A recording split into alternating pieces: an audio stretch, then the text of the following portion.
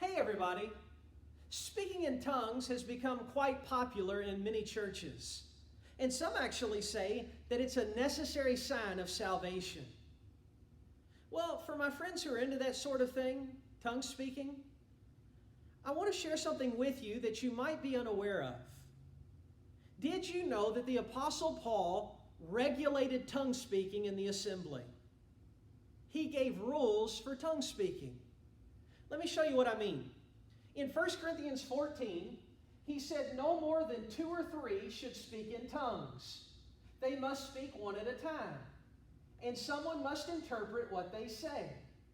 But if no one is present who can interpret, they must be silent in your church meeting. Women should be silent during the church meetings. It is not proper for them to speak. Notice that Paul gave rules for tongue speaking.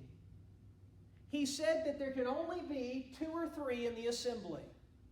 Even if you have a congregation full of tongue speakers, Paul said no more than 2 or 3.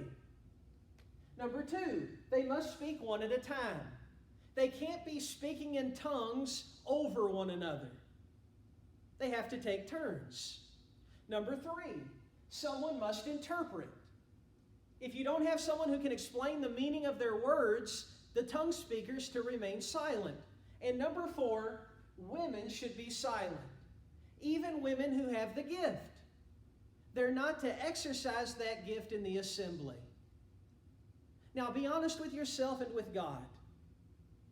If you're part of a tongue-speaking church, does that church follow these rules? Do they limit the number of tongue speakers to 2 or 3 at most? Do those 2 or 3 take turns? Do they have an interpreter present? And do the women remain silent? You know, we could talk about the fact that tongues were known languages, not some ecstatic utterance. They were languages that the speaker had never studied before. Or we could talk about the fact that tongues were imparted by the laying on of an apostle's hands.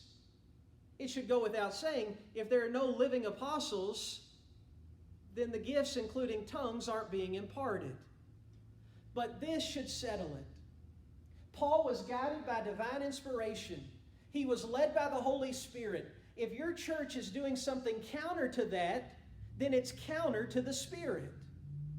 So I'll ask again, if you belong to a tongue-speaking church, does that church follow these rules? If not, why not?